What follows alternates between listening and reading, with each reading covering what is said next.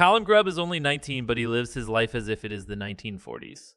Nearly everything he owns is from the time period, including his clothes. The teenager drives a black 1938 Austin Cambridge, only uses a telephone from the 1940s, and rides a 1952 Raleigh bicycle. I joke to my friend that it's gone beyond an obsession. He says, I'm as old-fashioned as they come. Callum's car is 10 years older than his grandmother, Anne, who he has lived with at her home in Kirkcaldife since he was 12. And while 75-year-old Anne regularly uses a mobile phone, her grandson does not even own one. I'm rubbish with technology. Callum says, I was forced to have a laptop for college, and I hated it. Callum says he fell in love with the 40s during his first year of high school. I've always loved history, he says. When I was younger, I looked at my great-granddad's prisoner of war diaries, and I just love everything about the period. He now collects everything related to the period, such as oil lamps and a vintage record player that he uses to listen to his favorites like Vera Lynn, Ann Shelton, and Frank Sinatra. I couldn't tell you a modern singer if you asked me, he says.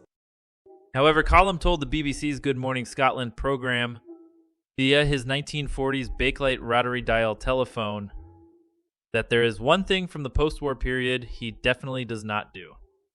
We don't ration, he says. I like my food too much for that. Callum's latest addition to his vintage collection is his car, a 1938 Austin Cambridge named Poppy.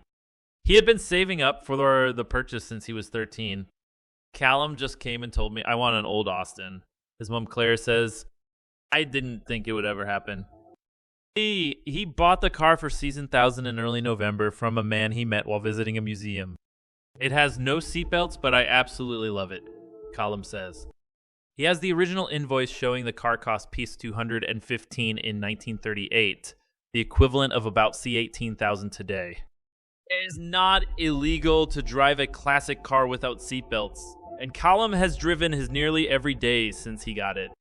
It's like you are back in time, especially when you get into the old country roads, he says. The car survived the Blitz in London, but it can only reach 50 TIMF, and even that is pushing it, Callum laughs. It's great to drive. There's always a clear road ahead, but behind a sea of traffic. But folk don't tend to mind, he adds. Callum is regularly seen around Kirkcaldy in his car and has become a local celebrity. He was even invited by a local bakery to park his car outside the front of their store for a grand opening. People of all ages wave at the car, old and young alike, Callum says, but he regularly takes the car further afield than Kirkcaldy. We love to run along the coast in the old car, my friend Lindsay and I, he says. I usually stop at the antique shops along the way because it can be hard to get some of my clothes. My gran dreads me coming home because she knows I'll end up bringing something back with me. Callum says people used to be shocked when he said he did not have a mobile phone. I keep very busy, I assure you, he says. He spends a lot of time with his car maintaining and servicing it, even though it does not require or road tax like all cars manufactured more than 40 years ago. When Callum isn't with his car, he's out with friends or working at the local dog kennels. He says he has friends of all ages, although he admits he shares more in common with people much older than him. I always get to chat to older people. They tell me they remember their dad or granddad with the car when they were my age, he says. Callum's gran, Ann Walker, says her house has become the epicenter for Callum's collections. I wake up to a picture of Winston Churchill and an old vintage car. She says, Callum has lived at his grand's house since he was 12. After his granddad, John, suddenly passed away, he's kept her company ever since.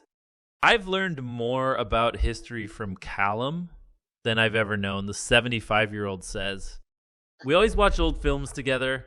He's in love with Ginger Rogers. Anne says, Callum's mom, Claire, is a nursery officer at Fife Council and says she has always supported his decision. Callum went away on a school trip when he was about 12 and came back with an old-fashioned hat on, she says. I thought it was funny, and I just asked him, where did you find this? He said, that's the way I want to dress. That's going to be me. Ever since then, that's just been Callum, his mom says. Claire says that Callum is doing great, and she's watched him blossom into a 1940s gentleman. Callum says he can't understand other people's fascination with his collection. You never think you're that interesting, he says. This is just my life.